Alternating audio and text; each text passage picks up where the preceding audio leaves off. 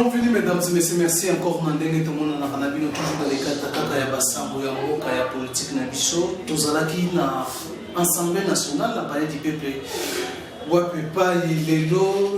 les députés nationaux sont en train d'examiner les règlements d'ordre intérieur et Assemblée nationale. Mais tout le monde honorable député national Daniel Saf Oyo Yepe Asangaki Kolobate surtout concernant examination et règlement d'ordre intérieur avec Robert Masolo P donc bêta question et actualité concernant les 100 jours il y a des mesures Oyo fait à présenter devant la population dans limité Oyo Daniel Saf Oyo Kandenge a critiqué à Mopé a confirmé que Akozala toujours opposant contre Félix Tshisekedi et surtout programme naé il y a monté à présenter mais commentaire au ça les actes Oyo Kandenge Daniel Saf a lobby le micro na suivi.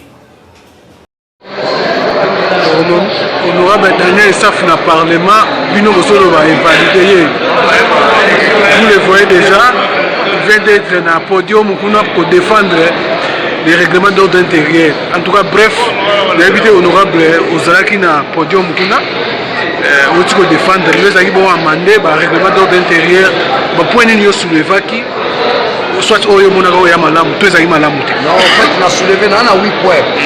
Compte tenu du temps matériel, on a soulevé en moto. Il y a un point où j'ai tenu mon tous, la considération de la minorité. Lorsque la minorité n'est pas prise en compte à ce qui concerne le vote d'une loi, cette loi-là perd sa valeur. La minorité donne de la valeur à une loi votée. Alors, chez nous au Congo, on veut faire croire que la minorité ne représente rien. La minorité est dimensionnelle. La minorité apporte de la substance, de la valeur, de la considération. La minorité apporte du tonus à une loi votée. Donc, vous ne pouvez pas voter une loi sans pourtant tenir compte de la minorité. Donc, la minorité a une valeur exceptionnelle. À chaque fois qu'on veut voter des lois dans un hémicycle, vous me saisissez. Donc c'est un message fort à mes amis de Kingakat qui sachent dorénavant il faut un respect considérable à l'endroit n'est-ce pas de la minorité. Au cas contraire, vous allez voter des lois qui ne portent pas de la valeur. La loi est votée, oui, la loi est là. Mais quelle est la substance doublée de la valeur de cette loi-là? Simplement, la minorité n'a pas pris part à ce vote-là. Vous comprenez? Ça veut dire qu'ici, dans cet hémicycle, quand il s'agit d'une loi où les gens se tapent la poitrine, ils sont majoritaires, la solution, la minorité se retire, votre loi passe, mais cette loi-là n'aura pas une valeur morale éthique. Dans ce sens. Bon, pour ceux qui disent qu'on a invalidé Daniel Saf, c'est une Daniel Saf fait peur. Daniel Saf fait peur parce que les gens pensaient qu'on allait se comporter en transhumance, en mutation politique. Non, Daniel Saf reste fidèle. La Mouka, Daniel Saf va s'opposer à Félix par rapport à son programme. Tout en acceptant, tout en l'encourageant, n'est-ce pas, au plus Z. Il parle du mieux-être. Le mieux-être, c'est matériel. Il doit parler du plus-être. Parce qu'on a un problème sérieux. Les valeurs morales, les valeurs publiques. Ça relève du plus-être. Non, je corrige un peu tout ce qui se passe au niveau du cash. Il parle du mieux-être. Quand vous prenez les programmes, pas du mieux-être. Non, le mieux-être s'articule autour du matériel. Mais en bon français, en toute intelligence, en toute rationalité, c'est le plus-être. Le plus-être implique et le matériel, et la morale, et l'éthique. Dans ce sens. Voilà, alors comment vous avez jugé le programme des 100 jours? Un programme... C'est une fantaisie, ce n'est pas un programme. Le moment n'est pas encore là pour ramasser tous ces gens. Ils sont dans l'irrationalité politique. La rationalité politique oblige qu'un programme soit assimilé à un programme commun où tous les Congolais peuvent se retrouver. Ce n'est pas des problèmes, les programmes partiels ou sectoriels. Le développement d'un pays implique le tout. Le tout. Ce n'est pas que vous prenez les histoires. Avez-vous déjà vu, depuis De Gaulle jusqu'à nos jours, même depuis Périclès, je n'ai jamais vu un responsable parler d'un programme de 100 jours. Non, non. Un programme exceptionnel. Ce n'est pas un programme, c'est de la spéculation, c'est de la ruse, c'est de l'irrationalité. Après 100 jours, si nous constatons que ce qu'il a promis n'est pas réalisable, il sera assimilé à qui? Un président qui promet qu'il ne réalise pas, c'est de la spéculation politique. Les gens ont tellement souffert dans ce pays, nous devons quitter de la spéculation. C'est, nous demandons à Félix, de la praxis politique. Vous vous réveillez un bon matin, quand il dit dans son programme, il va y avoir le prix des denrées alimentaires. Monsieur, tu as produit quoi, monsieur? Monsieur, tu as produit quoi? Tu veux tromper qui? Vous comprenez? Les problèmes du Congo, c'est les problèmes, n'est-ce pas, de la famine.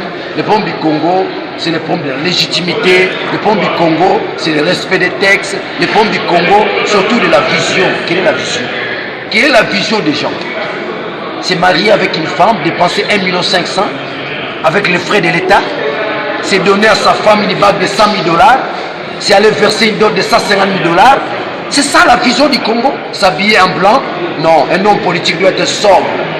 Lorsqu'un homme politique n'est plus sobre, ça doit vous gêner. Bon, on va tata na bino, ba koko na muzo balaka ba. Moi, j'ai 2000 $. L'argent du pays. J'ai 2000 $, non 150. L'histoire retiendra qu'un groupe d'individus ou un individu épouse des femmes avec l'argent du pays. 100 000 bagues. La dot 150 000. C'est démenti. Les musiciens racontent là. Ils ont démenti. Ses arrière-grands-parents, ils avaient de l'argent. Les arrière-grands-parents de Kamere a légué combien à Kamere? Il a laissé combien à la banque? C'est l'argent du Congo. Qu'ils fassent très attention avec l'argent du Congo. Les champions de la corruption, ils ne sauront pas s'en sortir. Nous avons des dents pour croquer tous ces gens qui volent, qui détournent, qui pensent qu'ils peuvent devenir riches avec l'argent de l'État. Non, on ne devient pas riche en politique.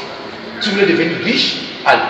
Cherchez des plantations au Congo central, cherchez des plantations à Idiofa, qui peut faire de l'agriculture, il devient riche.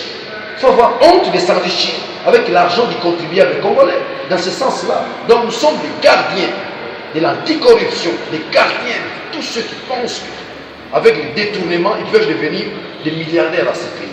Et d'ailleurs, à la longue, on va contrôler tous ces gens. Qui t'est enrichi comment, monsieur? Parce que tu es président de l'Assemblée nationale, tu t'es enrichi comment, monsieur? Parce que tu es directeur d'un cabinet, tu t'es enrichi comment? Parce que tu es ministre. Tu vois mon frère Simulika qui est ici, il a construit une maison comme une église. Personne ne contrôle. Une maison, c'est des 40 chambres, monsieur. Tu vas dormir avec qui? C'est tous les Congolais que c'est la maison qui vient de construire. Et il n'y a pas un contrôle là-dessus.